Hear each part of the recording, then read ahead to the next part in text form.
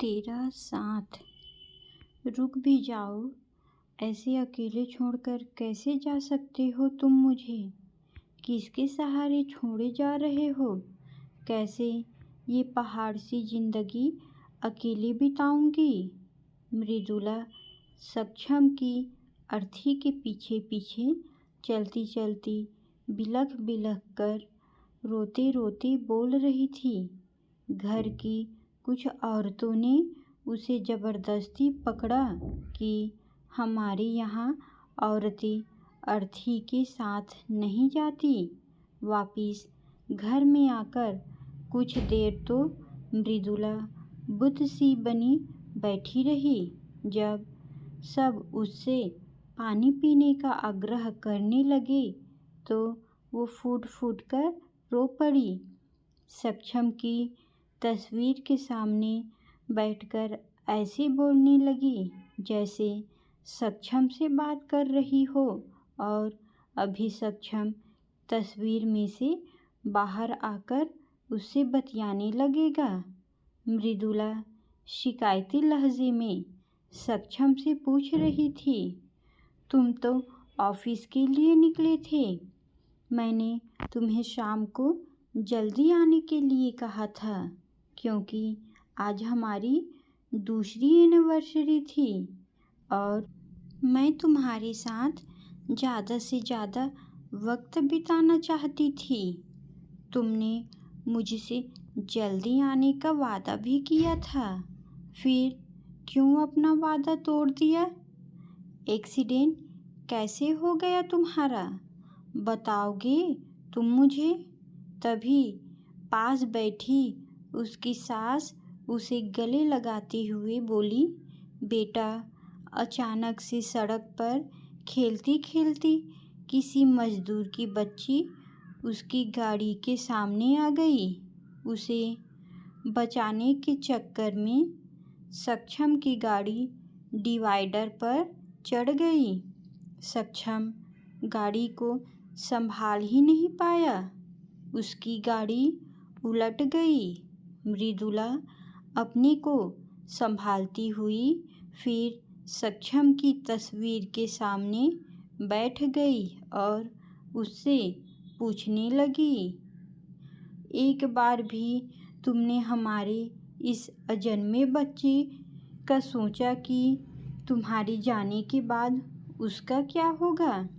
जब भी कभी मेरी और तुम्हारी बहसबाजी होती थी और मैं गुस्से में दूसरे कमरे में जाकर सोने लगती थी तो तुम मुझे कहते थे, मान जाओ, जरा रुक भी जाओ, एक बार पलट कर तो देखो।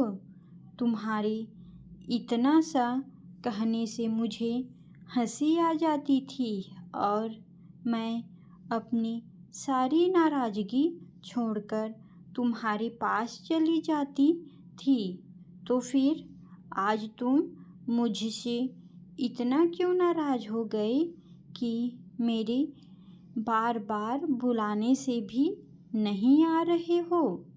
देखो, अगर तुम मुझसे नाराज़ हो मुझे बता दो, मैं आगे से ऐसा कुछ नहीं करूँगी जिससे तुम्हें बुरा लगे। पर एक बार तो अपनी मृदुला पर तरस खाकर आ जाओ। मैं तो आज सब कुछ तुम्हारी पसंद का ही बनाने वाली थी। मैंने तो सब तैयारी भी कर ली थी। अब कौन खाएगा वो सब? मैं तो आज तुम्हारी पसंद की ड्रेस भी पहनने वाली थी। आओ मेरे साथ, तुम्हें सब दिखाती हूँ। मेरे लिए ना सही अपने होने वाले बच्चे के लिए तो आ जाओ, जिसके आने का तुम इतना बेसब्री से इंतज़ार कर रहे थे।